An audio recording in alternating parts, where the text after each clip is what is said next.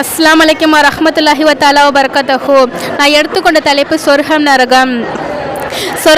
சொர்க்கத்தில் ஆறுகள் ஓடும், தோட்டங்கள் இருக்கும்.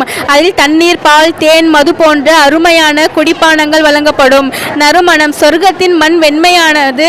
மாவு மற்றும் கஸ்தூரி போன்ற வாசனை மிகுந்ததாகவும் இருக்கும்.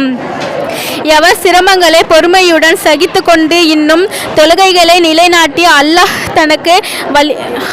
தனக்கு வழங்கியவற்றை ரகசியமாகவும் வெளிப்படையாகவும் நல்வழியில் செலவு செய்கிறாரோ அவருக்கு நிலையான சொர்க்கம் உண்டு. எனவே நற்காரியங்களை செய்து சொர்க்கம் செல்ல அல்லாஹ் அருள் புரிவானாக. நரகம் என்பது இருள் நிறைந்த பயங்கரமான பல்வேறு வேதனைகளையும் நிறைந்த இடம். நரகம் என்பது ஆறா பக்கமும் நெருப்பால் சூழ்ந்திருக்கும்.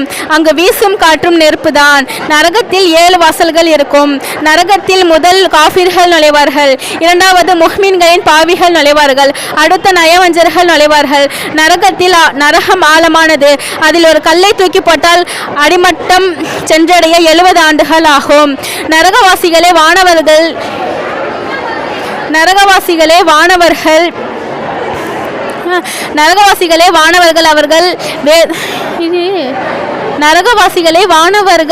செம்பட்டையால் அடிப்பார்கள்.